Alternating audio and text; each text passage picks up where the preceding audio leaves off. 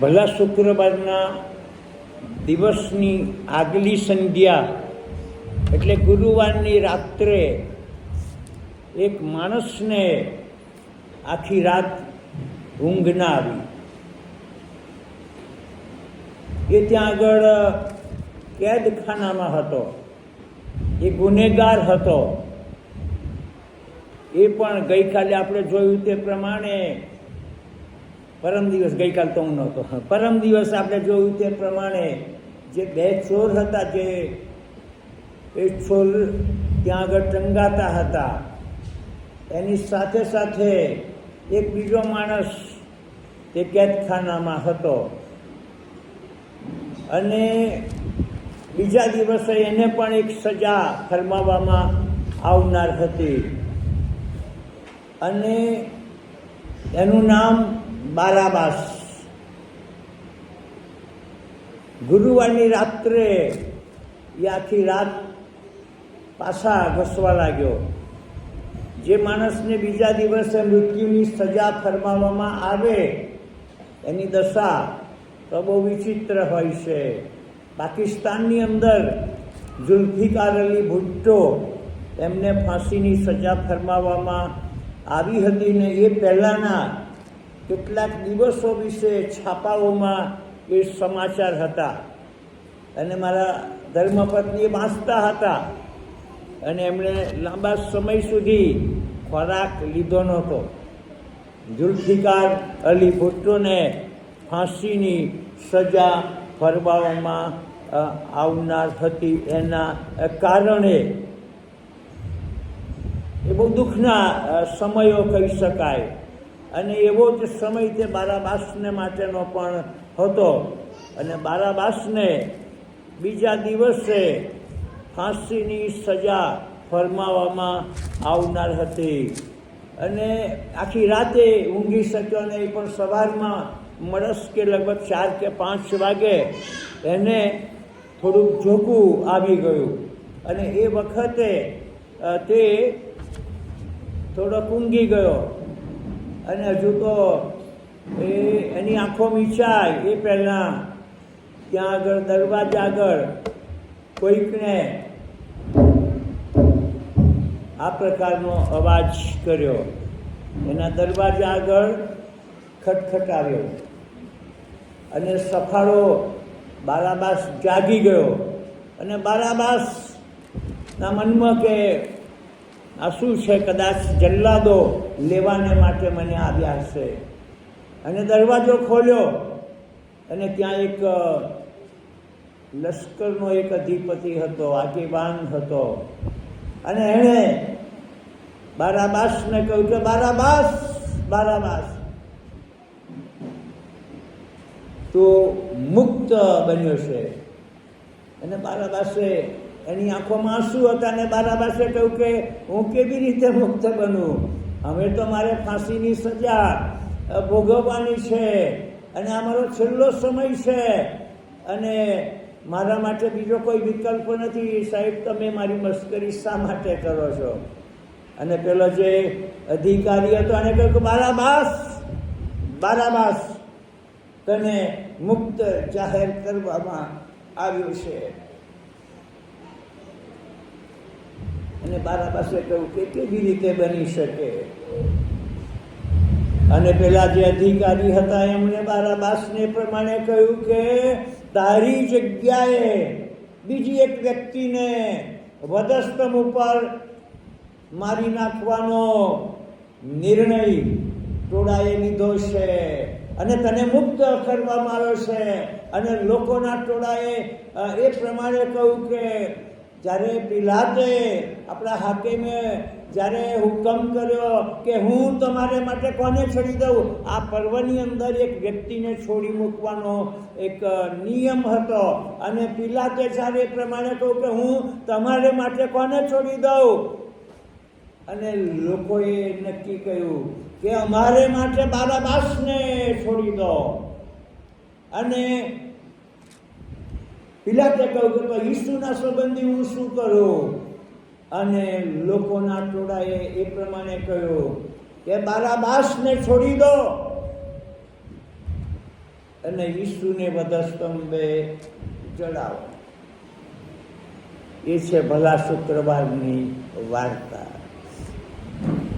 હું જ્યારે જ્યારે આ સંદેશો આપું છું ત્યારે ત્યાં આગળ બારાબાસનું ચિત્ર હું પોતે અનુભવું છું. હું બારાબાસ હતો, હું પાપી હતો, હું નાલાયક હતો, હું ગુનેગાર હતો. ઈશ્વરની વિરુદ્ધ મેં ઘણા ગુનાઓ કર્યા હતા. મેં ઘણાને સાથે ફેટમબાજી કરી હતી, ઘણા લોકોને મેં રંજાડ્યા હતા, ઘણા બધા લોકોની મસ્કરી કરી હતી અને પાપની અંદર જીવન જીવતો હતો. હું વધસ્તંભને માટે, હું સજાને માટે લાયક હતો. પણ મારે બદલે પ્રભુ ઈસુ ખ્રિસ્ત આજથી 2000 વર્ષો પહેલા કાલ્વરીની ટેકરી ઉપર મૃત્યુ પામ્યા. કોઈક સારા માણસને માટે મરે એ તો સ્વાભાવિક છે, પણ આપણે જ્યારે નકામા હતા, નાલાયક હતા, એવા સમયે ઈસુ ખ્રિસ્ત આપણે માટે મૃત્યુ પામ્યા અને એમના સ્વરથી આપણને સાજાપણું મળે છે. યશાયા પ્રબોધકના પુસ્તકમાંથી આપણે મને લાગે છે આ અઠવાડિયા દરમિયાન 4-5 કે 5 વખત વાંચ્યું નહીં ને, અને આજે પ્રત્યુત્તરિત વાચન પાઠની અંદર પણ વાંચવામાં આવ્યું. એનામાં કંઈ લાવણ્ય નહોતું ને એનામાં કંઈ સૌંદર્ય નહોતું, પણ આપણે જ્યારે એને જોયો ત્યારે આપણું મુખ અવળું ફેરવી લીધું. પ્રભુ ઈસુ ખ્રિસ્ત પૃથ્વી ઉપર બહુ સુંદર હતા, મેં તમને જણાવ્યું તે પ્રમાણે. પણ જ્યારે વધસ્તંભે ચડાતા હતા ત્યારે એ બહુ કદરૂપા લાગતા હતા. અને મેં ગીતોના 5મા અધ્યાયમાંથી પણ તમને કહ્યું હતું કે જે પ્રિયતમ છે તે પ્રિયતમ દરવાજાની બહાર ઊભા છે, અને દરવાજાના બહાર ઊભા રહીને અને પ્રિયતમા અંદરની બાજુએ છે, મંડી. અને પ્રિયતમ એને વિનંતી કરે છે કે મારી પ્રિયતમા, મારે સારું તું દરવાજો ખોલ. એનું કારણ કે રાત્રે બહાર ઝાકળ હતો અને ઝાકળથી મારે જે માથાની ઝુલ્ફો છે તે ભીંજાઈ ગયેલી છે, અને મારું જે લાવણ્ય છે તે કદરૂપું બની ગયું છે.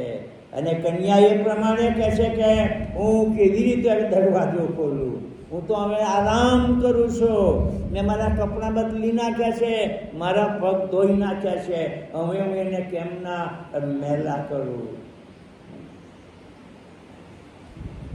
થોડાક વર્ષો પહેલા હું એક શહેરની મંડીમાં હતો અને ભજન સેવા પછી, સંદેશા પછી ઘણા બધા લોકો મળ્યા. એમાં એક પ્રાર્થી કરીને એક દીકરી હતી, એ મને મળવા માટે આવી. એ ત્યાંની જે બ્યુટી પાર્લર કહેવાય ને એની સંચાલિકા હતી. બ્યુટી પાર્લર એ તો ખબર છે ને, તમે જતા હશો ને કે બહેનોમાંથી ઘણા બધા જતા હશો, અને ના જતા હોય તો લગ્ન વખતે તો કદાચ ખરું. સાહેબ એવું થાય છે? અચ્છા, આપણામાંના લોકો નથી થતું બહુ ખાસ. પણ એ બેને મને કહ્યું કે સાહેબ એક વિનંતી છે. મેં તો શું છે?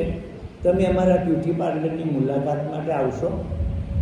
હું તો કોઈ બ્યુટી પાર્લરમાં ગયો નથી ને મારે કંઈ બ્યુટી પાર્લરની જરૂર નથી, હું જેવો છું તે ખરો છું. ત્યાં કે ના સાહેબ એ રીતે નહીં. તમે કઈ રીતે? ત્યાં કે છે અમારે એક લગભગ 85,000નું એક મશીન આણ્યું છે, અને મશીન એ કુદરતી એક આમ બહુ એ મશીન એટલું બધું અસરકારક છે જેથી કરીને અમારે તે જે બ્યુટી પાર્લરની અંદર જે લોકો આવે બહેનો એમના માટે એ વાપરવાનું છે, અને એનું ઓપનિંગ કરવાનું શું બાપાનું. મકાનનું ઓપનિંગ કરીએ તો બરાબર છે, પણ બ્યુટી પાર્લરમાં આ જે મશીનનું ઓપનિંગ કરવાનું આવે એ તો જરાક તકલીફ લાગે નહીં? અમે કહું શું કરવું? પછી ત્યાંના પાડક સાહેબને કહ્યું કે સાહેબ શું કરવાનું? કે જવાનું. મને કહ્યું, અને હું ત્યાં ગયો. અને ત્યાં આગળ જે લોકો બ્યુટી પાર્લરને માટે જે બહેનો આવી લે ને એમની આખી એક લાઈન લાગેલી કે જે પછી એમના શણગારને માટે એ લોકો આવેલા. અને ત્યાં આગળ જે કર્મચારીઓ પણ બહેનો હતા વગેરે, ખાસા બધા લગભગ 20 જણા લોકો હતા. અને અમે પણ મંડીના પાડક અને બીજા લોકો હતા. અને પછી એમણે કહ્યું કે સાહેબ અમે તમને સોંપીએ છીએ. અને એ વખતે મને લાગ્યું કે આ લોકોને કંઈક સંદેશો તો આપવો પડશે. અને એ વખતે મેં યશાયા 53મો અધ્યાય તેઓને આપ્યો. અને યશાયા 53મા અધ્યાયની અંદર એ પ્રકારનું જે લખેલું છે તે હું તમારી આગળ વાંચું છું. કદાચ ને તમે તો એ વાંચેલું છે જ, પણ યશાયા પ્રબોધકનું પુસ્તક અને એનો 53મો અધ્યાય અને ત્યાં આગળ બીજી કલમ, તે તો તેની સમ્મુખ ફણગાની પેઠે તથા સૂકી ભૂમિમાંની જળની પેઠે ઉગ્યો. તેનામાં કંઈ સૌંદર્ય નહોતું અને લાવણ્ય નહોતું. અને આપણે તેને જોયો ત્યારે તેનું સ્વરૂપ એવું નહોતું કે આપણે તેને ચાહીએ.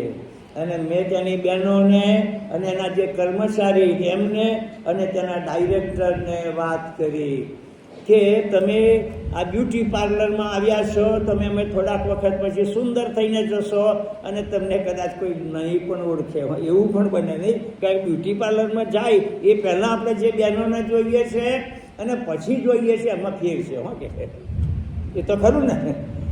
અને એટલા માટે મેં એમને કહ્યું કે તમે તો સુંદરતાને માટે આવ્યા છો, સુંદર બનવાને માટે આવ્યા છો, પણ તમારે માટે અને મારે માટે અને સમસ્ત વિશ્વના લોકોને માટે એક ઈશ્વર કે જે શુદ્ધ હતા, પવિત્ર હતા અને સુંદર હતા, એમના માટે અમારી બાજુ જે કવિઓ ગાય છે કે તારું મુખડું લાલ ગુલાબી, વાળ સોનાના, અને તારા મુખના દર્શન દેજો રે નાનકડા ઈસુ નાઝારી.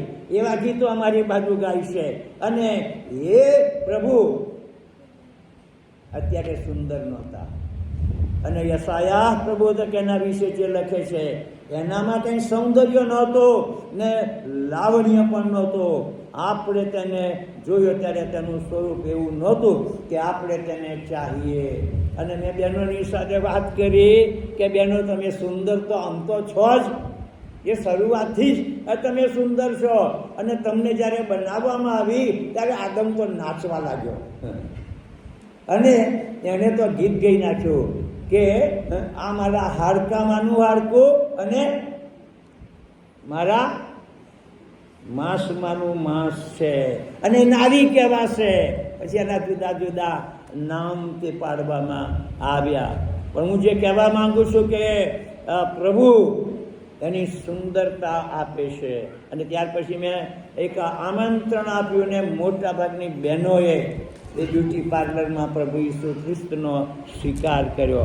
અને એમાંની મોટાભાગની જે બહેનો હતી તે નોન ક્રિશ્ચિયન હતી, પણ એમણે પ્રભુ ઈસુ ખ્રિસ્તનો સ્વીકાર કર્યો. હું ફરી એક વખત તમારી આગળ જે માથીની સુવાર્તા અને તેનો 27મો અધ્યાય ત્યાં તમારું ધ્યાન ખેંચવા માગું છું. અને ત્યાં આગળ આજે પ્રભુ ઈસુ ખ્રિસ્ત જ્યારે મૃત્યુ પામતા હતા એ પહેલાંના કેટલાક સારા પાત્રો પણ હતા અને કેટલાક નિષ્ઠુર પાત્રો પણ હતા. મારી બહુ ઈચ્છા એ પણ હતી કે હું તમારી આગળ કેટલાક પાત્રો વિશે વાત કરું. મારી ઈચ્છા એ પણ હતી કે હું તમને સિમોન પિતરના વિશે વાત કરું. મારી ઈચ્છા એ પણ હતી કે યહૂદા ઇસ્કારિયોતના વિશે પણ હું તમારી આગળ વાત કરું. મારી ઈચ્છા હતી કે બારાબાસ વિશે વધારે તમારી આગળ વાત કરું. મારી ઈચ્છા એ પણ હતી કે કુરેનીનો સિમોન કે જે ખેતરમાંથી પસાર થતો હતો અને એને પરાણે એને પકડી લાવ્યા અને ઈસુના વધસ્તંભ એના ખભા ઉપર મૂકી દેવામાં આવ્યો. અને એ કુરેનીનો સિમોન એનું બદલાણ થયું. અને કુરેની એ લીબિયા પ્રાંતનો વતની હતો. અને લીબિયા એ તો જે શું કહેવાય આફ્રિકન કન્ટ્રી હતો, આફ્રિકાનો દેશ. અને અત્યારે ઈશ્વરની મહાન કૃપાની અંદર એ કુરેનીના સિમોનના કારણે સમગ્ર આફ્રિકાની અંદર ઈશ્વરનું કાર્ય જોરદાર ચાલે છે. અને હું જ્યારે આફ્રિકાની અંદર ગયો અને ત્યાં આગળ કેન્યા નૈરોબીમાં હું લગભગ 21 દિવસ ત્યાં આગળ રહ્યો અને ત્યાં બધા જે લોકો હતા, બ્લેક કલર, રંગ જાય તો પૈસા પાછા, એવા લોકો, પણ એમના જીવનો તો શુદ્ધ અને પવિત્ર. અને મને અહીંથી જ્યારે ગયો ત્યારે મને કહેવામાં આવ્યું કે સાહેબ તમે નૈરોબી ઉતરશો ને તો કહે છે તમારે બહુ સાવધ રહેવાનું છે. મેં શું થવાનું છે?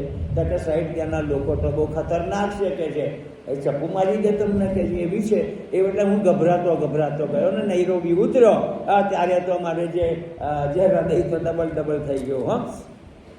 અને પછી મારે જે જગ્યામાં જવાનું હતું ત્યાં આગળ એક વ્યક્તિ આવી, એ પાછો બ્લેક, બધા બ્લેક જ નહીં ને, અને તેથી એમની સાથે મેં વાત કરી કે મારે આ ફલાણી જગ્યાએ જવાનું છે અને મને બહુ બીક લાગી. પણ હું જ્યારે બેઠો અને એમની સાથે વાત કરી અને ત્યારે મને ખબર પડી કે તો પ્રભુનો સેવક હતો, પ્રભુનો દીકરો હતો. એના જીવનમાં પ્રભુએ કાર્ય કર્યું હતું. ઈસુ તે લોકોના જીવનોમાં કાર્ય કરે છે. અને આજે કુરેનના સિમોન, એના જીવનમાં પ્રભુએ કાર્ય કર્યો અને બીજા ઘણા બધા લોકોના જીવનોમાં પ્રભુએ કાર્ય કર્યો. અને આ બારાબાસ, એના જીવનમાં પ્રભુએ કાર્ય કર્યો. બારાબાસના બંધનો તોડી નાખવામાં આવ્યા અને બારાબાસના હાથ અને પગમાં જે સાંકળો હતી તે ખુલ્લી કરવામાં આવી. બારાબાસ જે કોટડીમાં હતો એ ખુલ્લી કરવામાં આવી અને બારાબાસને કહેવામાં આવ્યું કે તું હવે મુક્ત છે. અને બારાબાસ બહાર નીકળ્યો અને બારાબાસને થયું કે મને તો મુક્ત કરવામાં આવ્યો છે, પણ મારે બદલે બીજી કોઈ વ્યક્તિ જે મૃત્યુ પામી રહી છે, વધસ્તંભે જડાઈ રહી છે, ને આ સાહેબે કહ્યું એને મારે જોવા છે કે મારે લીધે કોણ મૃત્યુ પામે છે. અને બારાબાસ યરુશાલેમના દરવાજા આગળ રહીને એ ગલગથાની જે જગ્યા છે એ જગ્યાએ ગયો. એ રસ્તા તો બહુ ખરબચડા છે આજની તારીખમાં પણ, અને એ રસ્તા નીચેથી ઉપરની બાજુએ જાય છે. અને 14 જગ્યાએ પ્રભુ ઈસુ ખ્રિસ્ત તે ત્યાં આગળ વધસ્તંભ લઈને તે પડી જાય છે. કેટલીક વખતે બહેનોના ડુસકા ત્યાંથી સંભળાય છે અને એ વખતે પ્રભુ ત્યાં આગળ ઊભા રહે છે અને એ પ્રમાણે કહે છે કે યરુશાલેમની દીકરીઓ, મારે માટે રડશો નહીં, તમારે માટે રડો અને તમારા દીકરા દીકરીઓને માટે રડો. અને એ રીતે પ્રભુ ઈસુ ખ્રિસ્ત 14 જગ્યાએ ત્યાં આગળ પડી જાય છે. અને એની ત્યાં જુદી જુદી નિશાનીઓ ત્યાં આજની તારીખમાં પણ તે મૂકવામાં આવેલી છે. અને એટલા માટે મારી ઈચ્છા છે વાલા ભાઈઓ અને બહેનો, અને તે કે આપણે આજે સવારમાં વધસ્તંભે જડાયેલા પ્રભુ ઈસુ ખ્રિસ્ત તરફ દ્રષ્ટિ કરીએ. ભજન સંગ્રહમાં 111 નંબરનું ગીત, અને ત્યાં આપણે ગાયું નહીં, વાલો વધસ્તંભ જો મેં મનહર મધુરો લાગે, વેછે રુધિરની ધારા, રડતા બળું હું આજે.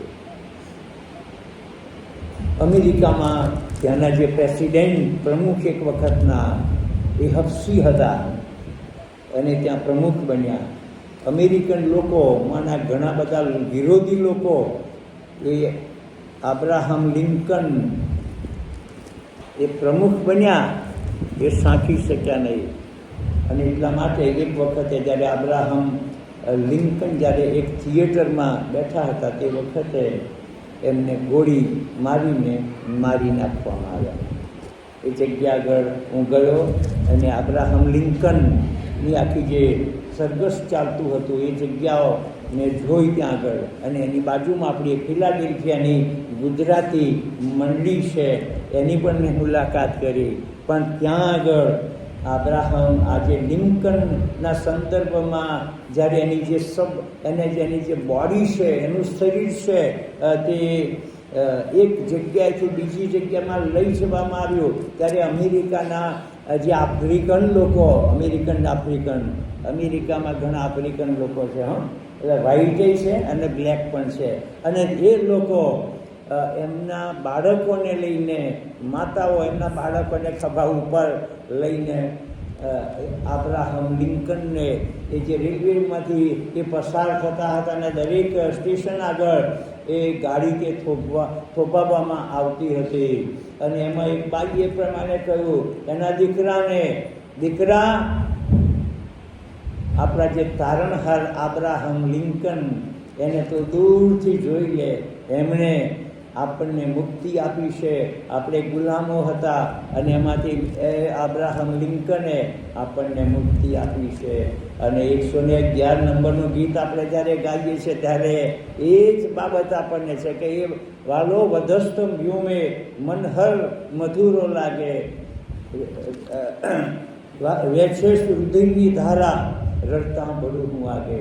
આજે આપણે જે જગ્યામાં કોન્સન્ટ્રેશન કરવાનું છે, જે જગ્યામાં આપણું ધ્યાન કેન્દ્રિત કરવાનું છે, એ તો પ્રભુ ઈસુ ખ્રિસ્તનો વધસ્તંભ છે. એ વચ્ચેના વધસ્તંભ સંદર્ભમાં હું તમારી આગળ 7 બાબતો રજૂ કરવા માંગુ છું અને 7 વિટનેસીસ સાક્ષીઓને પણ હું તમારી આગળ રજૂ કરવા માંગુ છું. એ બાઇબલના સાક્ષીઓ છે.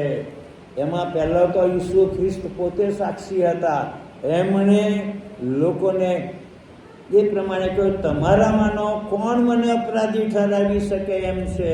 મેં કયો ગુનો કર્યો છે કે જેથી કરીને મને વધસ્તંભની સજા ફરવામાં આવી છે? જો તમે એ ગુનો સાબિત કરતા હોય તો આવો અને તમે એ સંબંધી જણાવો. અને એના પ્રત્યુત્તરની અંદર લોકો તો નિરુત્તર રહ્યા, એ ચૂપ રહ્યા, એમની પાસે કોઈ એવી સાબિતી હતી જ નહીં. અને પિલાત તે વખતનો મૂર્ખ ન્યાયાધીશો કહેવાય. પિલાત એ વખતનો મૂર્ખ ન્યાયાધીશ હતો, મૂર્ખ આગેવાન હતો, મૂર્ખ અધિકારી હતો.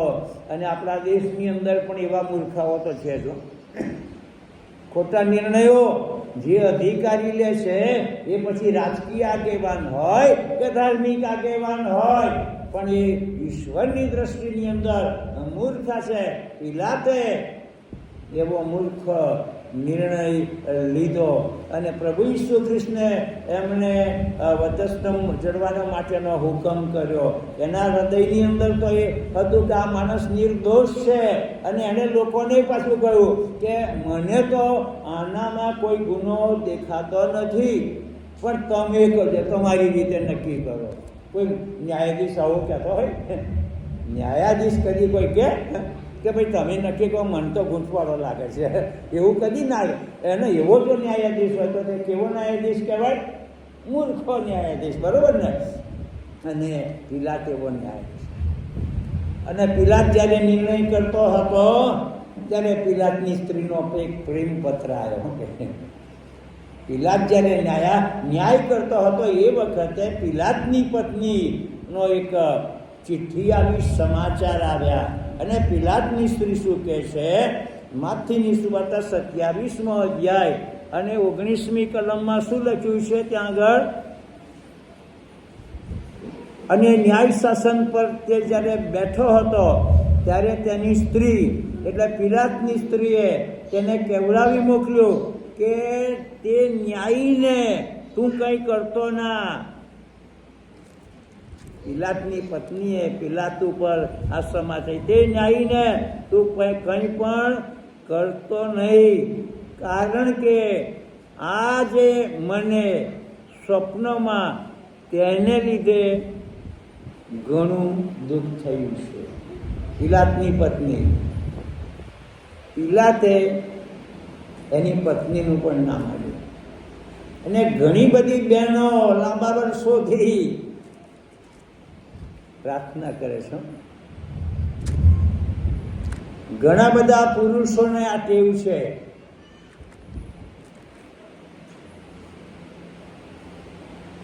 ધૂમ્રપાનમ મહાદાનમ ગોટે ગોટે ગૌદાનમ. આઈ ખરું પાછું બીડીની સિગારેટ પણ કરી હોય કે કેટલાકને ટેવ છે. અને આ પણ ખરું, મદ્યપાન કરીને મસ્ત ન થાવ, તે દુર્વ્યસન છે. પાછલા વર્ષોમાં હું જે સભાઓમાં ગયો ત્યારે ઘણી બધી બહેનોએ મને આ જ વિનંતી આપી કે સાહેબ અમારા પતિ માટે પ્રાર્થના કરજો. મેં કહું શું તકલીફ છે? કે આ તકલીફ. પિલાતની પત્નીએ પિલાતના સંબંધી ઈસુ ખ્રિસ્તના સંબંધી પિલાતને કહ્યું કે એ માણસને તું કશું કરતો નથી, એની વિરુદ્ધ કોઈ ચુકાદો ના આપીશ, એ નિર્દોષ છે અને એના લીધે મને રાત્રે ઊંઘ નથી આવી. મને સ્વપ્ન આવ્યું કે એ માણસ તો ન્યાયી માણસ છે. અને યહૂદા ઇસ્કારિયોત જેણે ગુરુવારની રાત્રે ગેત્સેમાની વાડીમાં પ્રભુ ઈસુ ખ્રિસ્તને પરસ્વાધીન કરી દીધા. અને ગુરુવારની રાત્રે શું બન્યું? કદાચ મારા પ્રભુની સેવિકાએ સંદેશો કયો આપ્યો મને ખબર નથી, ગઈકાલનો સંદેશો, પણ ગુરુવારની રાત્રે જે ઘટના બની એ તો ઉપલી વેડીમાં ઈસુ ખ્રિસ્તે શિષ્યોની સાથે જે ભોજન લીધું અને એમણે એ પ્રમાણે કહ્યું કે આ રોટલી એ તો મારું શરીર છે જે ભાંગવામાં આવ્યું છે, અને તમે સૌ એમાંનું ખાઓ.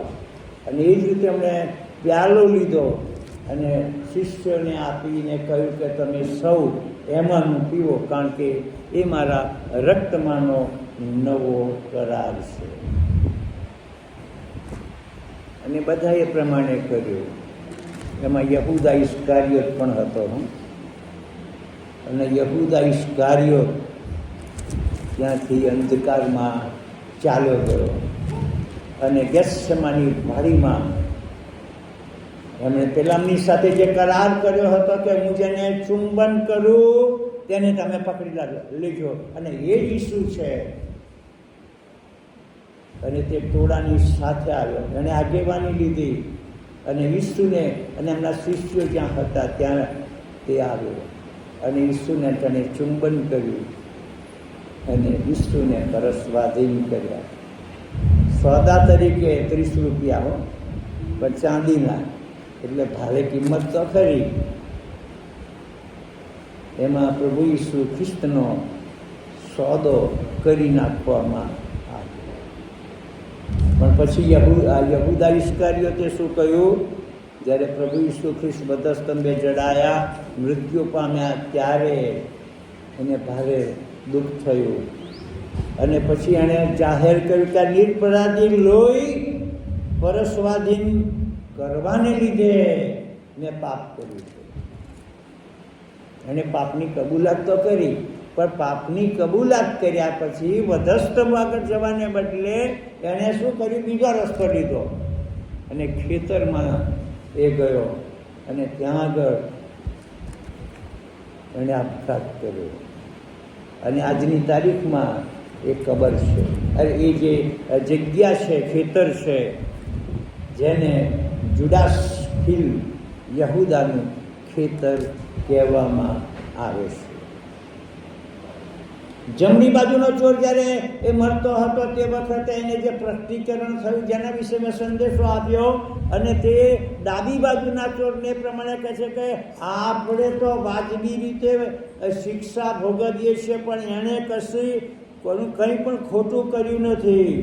રોમન સુબેદાર એ પ્રમાણે કહે છે જ્યારે પ્રભુ ઈસુ ખ્રિસ્ત તે મૃત્યુ પામે છે ને જે કંઈ સમાજ જે કંઈ બનાવો બને છે, ધરતીકંપ થાય છે અને જે મંદિરનો પડદો તે ખુલ્લો થઈ જાય છે અને એ બધા સમાચારો થાય છે, એ બધી બાબતો જોઈને આજે રોમન સુબેદાર એ પ્રમાણે કહે છે કે ખરેખર આ વ્યક્તિ એ તો નિર્દોષ વ્યક્તિ હતી. અને પહેલો પિતર એનો બીજો અધ્યાય 22મી કલમમાં પિતર એ પ્રમાણે કહે છે કે તેમણે તો કંઈ પાપ કર્યું જ નહીં અને તેમના મોંમાં કદી કપટ માલમ પડ્યું નહીં. ઈસુ ખ્રિસ્ત એમના ખાનગી જીવનમાં અને એમના જાહેર જીવનમાં તદ્દન નિર્દોષ હતા. અને આ નિર્દોષ વ્યક્તિને વધસ્તંભની આકરી સજા શા માટે ભોગવવી પડી? એનો તો પ્રત્યુત્તર ઘણા લાંબા વર્ષો પહેલાં આપણે જે શાસ્ત્ર ભાગ વાંચ્યો યશાયા પ્રબોધકનો પુસ્તક, એની અંદર 4th કલમ અને 6th કલમ, 4th, 5મી, 6th મારે માટે કોઈ વાંચશો ખરા? યશાયા પ્રબોધકનું પુસ્તક અને તેનો 53મો અધ્યાય, 4th, 5મી અને 6th કલમ.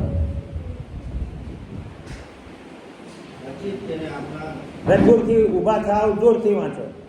પછી તેને આપણા દર્દ માથે લીધા છે, આપણા દુઃખ વેઠ્યા છે, પણ આપણે તો તેને ભણાયેલો, દેવથી માર પામેલો તથા પીડિત થયેલો માન્યો. પણ આપણા અપરાધોને લીધે વિંધાયો, આપણા પાપોને લીધે તે કચડાયો. આપણને શાંતિ પ્રાપ્ત કરવાને માટે એની શિક્ષા થઈ, અને તેના છોડથી આપણને સાજાપણું મળ્યું. ત્યાં સુધી દુઃખી તથા દર્દનો અનુભવી ટાઇટલ યશાયા પ્રબોધક આપે છે. દુઃખી પુરુષ અને દર્દનો અનુભવી. વર્ષો પહેલાં યશાયા પ્રબોધકે ઈસુ ખ્રિસ્તના મરણ વિશેની જે આગાહી કરી હતી, તે આગાહી ભલા શુક્રવારના દિવસે તે પરિપૂર્ણ થાય છે. માણસના મરણ વખતે એ સમાચારો મળે ત્યારે આવા ગલગોટમાં શું થાય છે ખબર છે ને? જ્યારે માણસનું મૃત્યુ થવાનું હોય એ સમાચાર થાય તો તરત જ સગાવાળાને જાણ કરવામાં આવે. દીકરીઓ જે કે બહાર હોય તો બોલાવી લેવામાં આવે.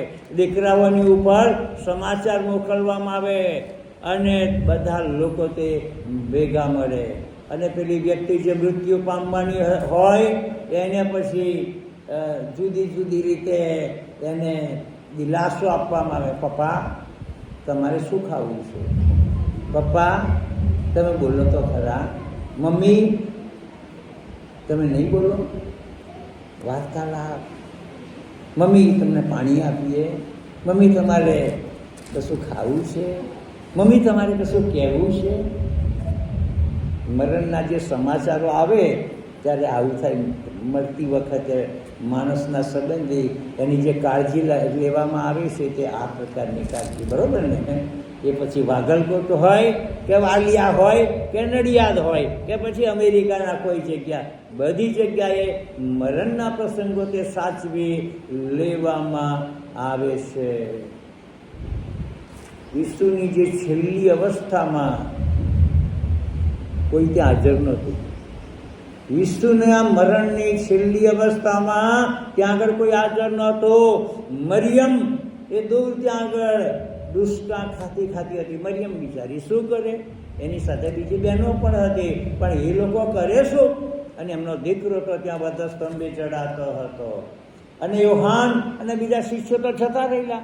પછી પાછો યોહાન પાછો આવ્યો અને મરિયમની બાજુમાં એ પણ ઊભો રહ્યો. બાકીના શિષ્યો તો છુમંતર થઈ ગયા. એ તો બકરાની માફક દૂધવા લાગે કે હું આપણું આવી બન્યું. અને એ રીતે તેઓ ગયા. અને એ વખતે પ્રભુ ઈસુ ખ્રિસ્ત ત્યાં એકલા હતા. પિતરે પ્રભુ ઈસુ ખ્રિસ્તનો 3 વખત નકાર કર્યો. હું તો એને ઓળખતો જ નથી. અને એક નાની દાસી હતી, એણે કહ્યું ભાઈ આઈ હતો.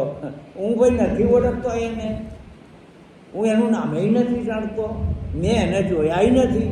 પિતરે જે વાત કરી અને એને ઠંડી લાગી પાછી વધારે. અને ત્યાં આગળ જે વિરોધી લોકો હતા એમણે તાપણું કરેલું. એટલે પિતરભાઈ ત્યાં બેઠા. અવિશ્વાસી વ્યક્તિઓની સાથે અઘટિત સંબંધ ના રાખો. હવે પિતર ત્યાં આગળ જઈ ગયો. અને આપણા ઘણા બધા લોકો તે આવા તાપણામાં બેસે છે કે બીજા લોકોની સાથે, કે જે લોકો ઈસુને માટે મસ્કરી કરતા હોય, બીજી પાપની વાતો કરતા હોય, તેવા લોકોની સાથે બેસનારા લોકો આપણી મંડળીઓની અંદર છે. ગેત્સેમાનો જે પ્યાલો હતો એ બહુ ભયંકર પ્યાલો હતો. અને પ્રભુ ઈસુ ખ્રિસ્તે એક વખતે તો એ પીવા માટે પ્રભુને વિનંતી કરી પોતાના પિતાને કે પિતાજી, પ્રભુ, જો બની શકે તો આ પ્યાલો મારાથી દૂર રાખવામાં આવે. આપણે ભારતની અંદર મીરાબાઈના સંબંધી જાણીએ છીએ. મીરાને એના પતિએ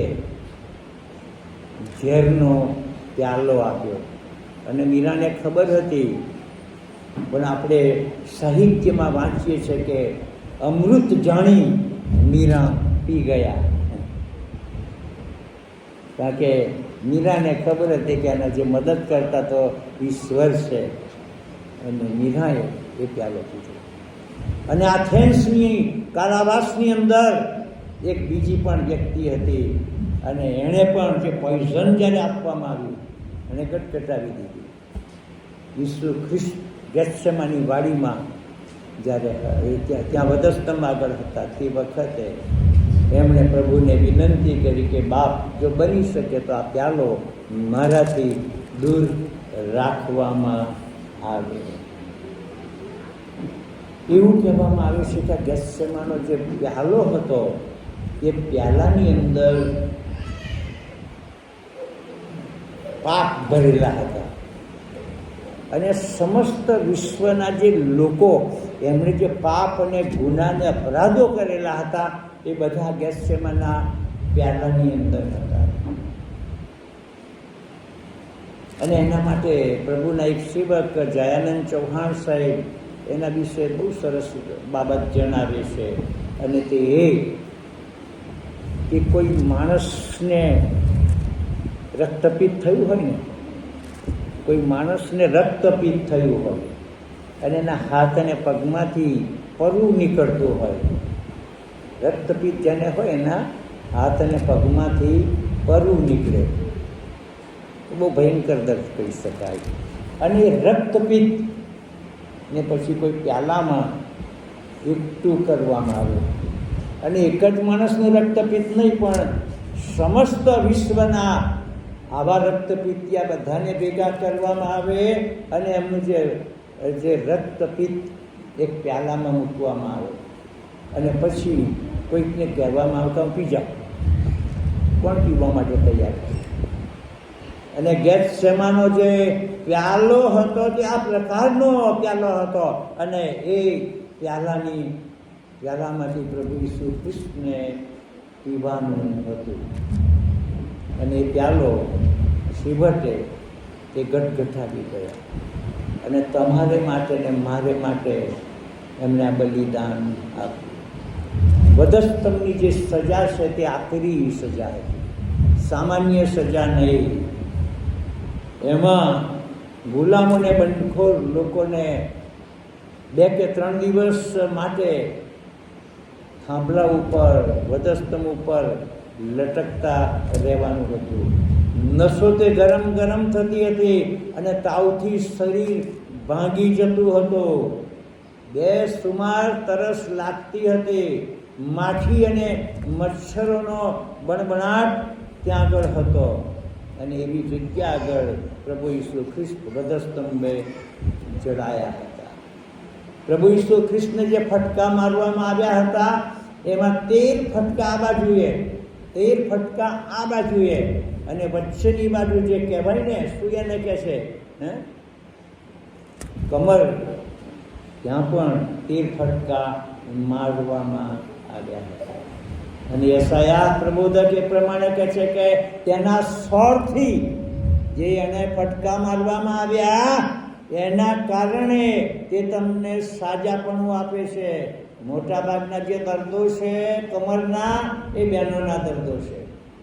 બહેનો બિચારી કહેતી નથી હો આપણને, પણ એમના દર્દો છે. મારી મિસિસને ઘણા વર્ષોથી એ દર્દ છે, પણ તમને ખબર ના પડે. ગઈકાલે આવ્યા તો ખબર પડી, તમને નથી પડી નહીં, પણ એમને દર્દ છે. એટલે અમુક જ પોઝિશનમાં જે બેસી શકે, અમુક જ પોઝિશનની અંદર એવું દર્દ. અને એમાં ઘણા બધા દર્દો, મોટા ભાગના કમરના દર્દો આ બાજુ છે. એના કારણો બહુ જુદી જુદી પ્રકારના છે. એનું કારણ કે ત્યાં ડિલિવરીના પ્રશ્નો આવીને ઊભા રહ્યા છે. એનું કારણ કે ત્યાં આગળ દર મહિને એમને જે તકલીફોનો સામનો કરવો પડે છે, અને એ બધા દર્દોનું નિરાકરણ પ્રભુ ઈસુ ખ્રિસ્ત કરે છે. હાલેલુયા! પ્રભુ ઈસુ ખ્રિસ્ત તમારા પાપની ક્ષમા કરે છે અને તમારા રોગ અને મંદવાડમાંથી મુક્તિ આપે છે. અને આ બાજુ પણ કરાય, આ બાજુના લોકોના પણ ખરા. માનસિક દબાણો છે, બહુ જબરદસ્ત, બહુ જ જબરદસ્ત દબાણો છે. મને ખબર છે કુટુંબ કેમનું ચલાવવું, આ છોકરાને કંટ્રોલ કેવી રીતે. અમે જે કંપનીમાં કામ કરીએ ત્યાં આગળ અમારા જે ભારે દબાણો છે, અને એમાં કેવી રીતે અમે કામ કરીએ. આ નવા સમયગાળાની અંદર અમારે કેવી રીતે કામ કરવાનું છે. નવું રાજકારણ છે. ગઈકાલે જે સાહેબના ત્યાં હું જમવા માટે ગયો ત્યાં આગળ, અને એમણે જે આખી પોલિટિકલ પરિસ્થિતિ સંબંધી જે ચિત્ર રજૂ કર્યું એ બહુ સારું નથી હો. પણ એ સંજોગો તો ઘણા બધા લોકોને માટે ભારરૂપ છે, અને એ સંજોગોમાં જે દબાણ છે એને માટે પ્રભુ ઈસુ ખ્રિસ્ત એવી વ્યક્તિઓને છુટકારો આપે છે.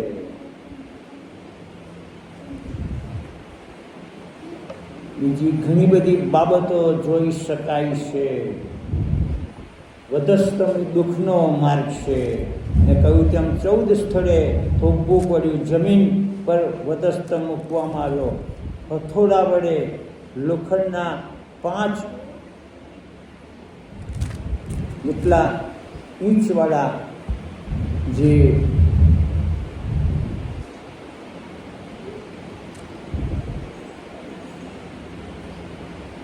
ખીલા તે મારવામાં આવ્યા. જેમને જીસસ ફિલ્મ જોયું છે એમને એ ખબર છે. એમના માથા ઉપર કાંટાનો તાજ મૂકવામાં આવ્યો, અને ત્યાં એક બોર્ડ મૂકવામાં, આ યહૂદીઓનો રાજા છે. લોકો એમની પર થૂંક્યા, એમને સોટીઓ મારવામાં આવી. અને પેલી બહેન કે જેના વિશે મેં તમને કહ્યું હતું કે જે ગીત ગાતી હતી કે, અને કેથોલિક મિત્રો પણ આ ગીત ગાય છે, પ્રભુ કેમ ચડ્યો તું ઢાળ, આ ડુંગર વસવો કાલવરી. આ પ્રશ્ન તો વર્ષોથી તમને અને મને સતાવે છે, અને એના માટે હું એક જ દાખલો આપીશ. અમારા ખેડા જિલ્લામાં જે ઠાકોર કોમ્યુનિટી છે, ઠાકોર સમાજ, અને ઠાકોર સમાજની અંદર એક નાની છોકરી હતી, અને એ છોકરી કોઈક છોકરાના સંબંધમાં આવી, અને પછી થોડા વખત પછી એ ઠાકોર સમાજને ખબર પડી કે ફલાણાની જે દીકરી છે એને દિવસો રહ્યા છે, એને મહિનાઓ ચાલે છે, હવે એ ગર્ભવતી છે. ઠાકોર સમાજના લોકો તે ભેગા થયા. એમણે પેલા એ છોકરીના મા બાપને સાથે વાત કરી અને કહ્યું કે એને જો મારી નાખવામાં નહીં આવે, અને પણ આપણી જે દેવી છે એની આગળ ચડાવવામાં નહીં આવે તો આપણો દેશનું, આપણા ગામનું સત્યાનાશ વળી જશે. અને એ છોકરીના મા બાપે એ બાબત સ્વીકારી લીધી, અને એક દિવસ નક્કી કર્યો કે જે દિવસે આ જે છોકરી હતી એને સુંદર કપડાં પહેરાવવામાં આવ્યા, અને એના જે મામા હતા એમણે એ દીકરીને ઊંચકી લીધી. એની આજુબાજુ મા બાપો હતા, અને બીજા મિત્રો અને એની સખીઓ પણ હતી, અને વાસ્તે ગાસ્તે ગીતો ગાતા ગાતા એને ત્યાં આગળ દેવીની જગ્યા આગળ એને લઈ જવામાં આવી. અને એના જે મામા હતા એમણે તલવારથી આ જે છોકરી હતી એનું માથું કાપી નાખ્યું. એ સારું કે પેલી જે દેવી છે તે કોપાયમાન ના બને.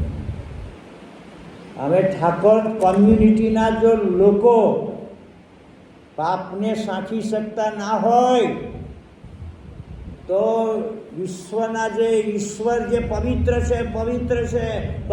છે સૈન્યોના યહોવા, અને જે શુદ્ધ અને પવિત્રતા દર્શાવે છે, જેમની આજુબાજુ દૂતો રાત અને દિવસો તેનું ભજન કરે છે, તેની આરાધના કરે છે, અશુદ્ધતાને અપવિત્રતાને જે મંજૂર રાખતા નથી, એ ઈશ્વર કેવી રીતે પાપ સાંખી શકે? અને એટલા માટે એમણે યોહાન 3:16 વ્યવસ્થા કરી, કેમ કે ઈશ્વરે જગત પર એટલી પ્રીતિ કરી કે પોતાનો એકાકી જનિત દીકરો આપ્યો. એ સારું કે જે કોઈ તેના પર વિશ્વાસ કરે તેનો નાશ ન થાય, પણ તે અનંત જીવન પામે. છેલ્લી વાત કહીને બંધ કરીશ. આપણા દેશના એક વખતના ઉપરાષ્ટ્રપતિ સર્વોચ્ચ રાધાકૃષ્ણન, નામ તો સાંભળ્યું ને? એ પરદેશમાં ગુડ ફ્રાઈડેના દિવસે એક દેવળમાં બેઠેલા, અને એ વખતે જે નિગ્રો એટલે જે બ્લેક, એ લોકોનું ક્વાયર હતું, અને અંગ્રેજીમાં એ લોકો ગીત ગાતા હતા. આપણે જેમ ઘણા બધા ગીતો ગાયા ને, એમાં ગીત ગાતા હતા. અને એમણે એ ગીતના શબ્દો તે આ પ્રકારના હતા: were you there when they crucified my Lord. એ ક્વાયરના જે દીકરા દીકરીઓ ગાતા હતા, લોકોને કહેતા હતા. શું કહેતા હતા? કે જ્યારે મારા પ્રભુ ઈસુ ખ્રિસ્તને વધસ્તંભે ચડાવ્યા તે વખતે તમે ત્યાં હાજર હતા, અને લોકો એ ગીત સાંભળતા હતા. ડૉક્ટર રાધાકૃષ્ણન તો ફિલોસોફર, વિશ્વના ફિલોસોફર, તત્વજ્ઞાન, ઈશ્વરની શોધ કરનાર, એમણે પોતાની ડાયરી કાઢી, પેન ખુલ્લી કરી, અને એમાં આજે ક્વાયરના લોકો જે ગીત ગાતા હતા અને જે પ્રશ્ન પૂછતા હતા એનો જવાબ એમણે લખ્યો. ક્વાયરના સભ્યો કહેતા હતા કે were you there when they crucified my Lord. મારા પ્રભુને વધસ્તંભે જડાવ્યા તે વખતે શું તમે ત્યાં આગળ હાજર હતા? અને ડૉક્ટર રાધાકૃષ્ણને એમની ડાયરીમાં લખ્યું. એને શું લખ્યું? એમણે લખ્યું કે યસ, આઈ વોઝ ધેર. ઈસુને વધસ્તંભે જડાવ્યા તે વખતે હું પણ ત્યાં હાજર હતો. અને પછી ડૉક્ટર રાધાકૃષ્ણને એના કરતાં વધારે થોડુંક આગળ લખ્યું. એમણે એ પ્રમાણે લખ્યું કે not only me but the whole world, the people of the whole world, we were there. હું એકલો જ ત્યાં હાજર હતો એવું નહીં, પણ વિશ્વના તમામ લોકો તરીકે અમે હાજર હતા. ડૉક્ટર રાધાકૃષ્ણન ત્યાં અટકી ગયા નહીં, અને એમણે એ પ્રમાણે પછીથી પાછું લખ્યું કે અમે સાથે મળીને પ્રભુ ઈસુ ખ્રિસ્તને વધસ્તંભે જડાવી દીધા. અમે સાથે મળીને વિશ્વના તમામ લોકોએ પ્રભુ ઈસુ ખ્રિસ્તને વધસ્તંભે જડાવી દીધા. ભલા ભાઈઓ ને બહેનો, તમારા પાપને માટે, મારા પાપને માટે ઈસુ ખ્રિસ્ત વધસ્તંભ ઉપર મૃત્યુ પામ્યા, અને એમણે પોતાનું રક્ત વહેવાડી દીધું. एक खून की नदी जारी है, यह सूखी सूली से, और जो कोई उसमें नहाएगा जरूर साफ होएगा. मैं जानता हूँ, मैं मानता हूँ, ऐसो मेरे लिए सलीब पर हुआ था बलिदान, बचाने को मुझे. મારા પાપને માટે, મારા અપરાધોને માટે મને જીવન મળે, અને તે ભરપૂરી પણ આનું જીવન મળે, એ માટે પ્રભુ ઈસુ ખ્રિસ્ત મારા પાપને માટે, મારા પાપને માટે, તમારા પાપને માટે, તમારા પાપને માટે, તમારા પાપને માટે વધસ્તંભ ઉપર મૃત્યુ પામ્યા. હું અટકી જવા માગું છું. પોતાના વિશે આપણે વિચારીએ. અને વધસ્તંભ ઉપર ચડાયેલા પ્રભુ ઈસુ ખ્રિસ્ત તમને અને મને બોલાવે છે, ઓ ભારથી લદાયેલાઓ, તમે મારી પાસે આવો, હું તમને વિશ્રામો આપીશ. વિશ્રામની બહુ જરૂર છે, આરામની જરૂર છે, તાજગીની જરૂર છે. અને એ પ્રભુ ઈસુ ખ્રિસ્તે વધસ્તંભ ઉપર મરણ સહીને એમને આરામ લીધો. અને એ પ્રભુ તમને ને મને આરામ ક્રુસ સહી તેણે દીધો આરામ. સ્તુતિ હો હરદમ. આંખો બંધ કરીએ, મસ્તકો નમાવીએ, પોતાના જીવનો વિશે વિચારીએ. ઈસુને તારણહાર તરીકે સ્વીકારીએ, ઈસુને રાજા તરીકે સ્વીકારીએ, ઈસુને પ્રભુઓના પ્રભુ તરીકે સ્વીકારીએ. અને ઈસુને જણાવીએ કે મારા પાપને લીધે તેમને વધસ્તંભ ઉપર મારી નાખવામાં આવ્યા. તેના પુત્ર ઈસુનું રક્ત આપણા પાપ માફ કરે છે. જો આપણે આપણા પાપ કબૂલ કરીએ તો આપણા પાપ માફ કરવાને તે વિશ્વાસુ તથા ન્યાયી છે. શું તમે આજે બપોરે ઈસુના સંબંધી સારો નિર્ણય કરવા માંગો છો? અને પ્રભુને તમે જણાવવા માંગો છો કે પ્રભુ, હું જેવો છું તેવો તમારી પાસે આવું છું, હું જેવી છું તેવી તમારી પાસે આવું છું, મને ક્ષમા કરો, મારા પાપ અને અપરાધોની માફી આપો, મને નવું જીવન આપો પ્રભુ. મારા હૃદયમાં રહેવાને માટે પ્રભુ આવો. દરવાજો હું ખોલું છું, તારા દિલનું દ્વાર જો ઈસુ ખટખટાવે, ખોલ દરવાજો તેજો આવવા માહે જા. અને એ પ્રિયતમ પ્રભુ તમને જણાવે છે કે મેં તારે માટે પ્રાણ આપ્યો છું, અને તેથી કે મેં તું મારી પ્રાણ પ્રિયા છે, તું મારી હોલી છે, તું મારી નિર્મલા છે. મારે સારું તારો દરવાજો ખોલ, હું અંદર આવવા માંગુ છું. તારા હૃદયમાં, તારા જીવનમાં, તારા કુટુંબમાં અને તારી મંડળીમાં હું આવવા માંગુ છું. શું તમે તમારો દરવાજો ખોલશો? શું તમારું હૃદય ખુલ્લું કરશો? તમારા પાપની ક્ષમા કરશો, માંગશો? અને પ્રભુને કહેશો કે પ્રભુ, મારા જીવનમાં આવો, મારા પાપની ક્ષમા કરો, મને તમારી દીકરી બનાવો, તમારો દીકરો બનાવો. એવું જો કહેવા માંગતા હો, અને એવો નિર્ણય 2024ના વર્ષની પેશન વીકના ખાસ દિવસે, ગુડ ફ્રાઈડેના દિવસે કરવા માંગતા હો તો તમારો જમણો હાથ ઊંચો કરશો, અમે તમારે માટે પ્રાર્થના કરીશું. આંખો બંધ રાખશો. નિર્ણય તમારો છે, પસંદગી તમારી છે. પ્રભુ તમારી ઉપર બળજબરી કરવા માંગતા નથી, પણ જો પ્રભુને માટે તમે સારો નિર્ણય કરવા માંગો છો તો તમારો જમણો હાથ ઊંચો કરશો. ભલા બહેનો, પ્રભુ તમારી ઉપર પ્રેમ કરે છે. શું તમે તમારું જીવન પ્રભુને સોંપવા માંગો છો? વાલા ભાઈઓ, દીકરા દીકરીઓ, વડીલો, શું તમે તમારું જીવન પ્રભુને સોંપવા માંગો છો? તો તમે તમારો જમણો હાથ ઊંચો કરશો, અમે તમારી માટે પ્રાર્થના કરીશું. જરા હાથ ઊંચો થવા દો, બરોબર, હાથ ઊંચો થવા દો. એ પ્રભુ તમારો એ હાથ જોવા માંગે છે. પ્રભુને તમારી જરૂર છે. વાલા દીકરા દીકરીઓ, વાલા જુવાનો, પ્રભુએ તમારો એ હાથ જોયો છે. આ સિરિયસ બિઝનેસ છે.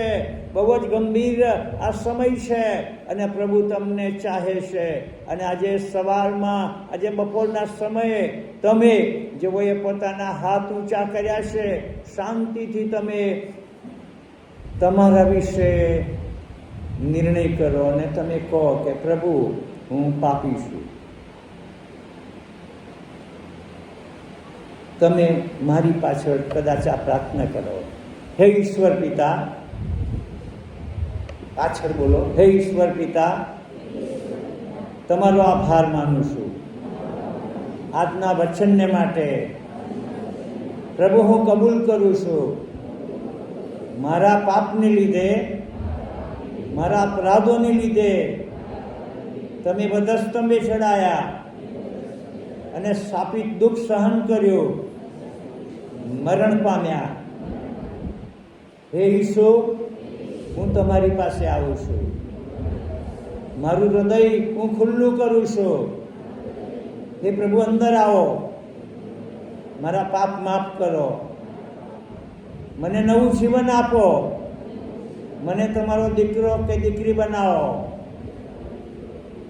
તમારા રાજ્યને માટે, તમારી સુવાર્તાને માટે, મંડળીના બાંધકામને માટે પ્રભુ તમે મારો ઉપયોગ કરો.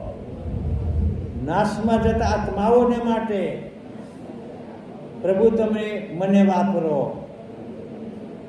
પ્રભુ, તમે મારી પ્રાર્થના સાંભળી, તેથી તમારો આભાર માનું છું.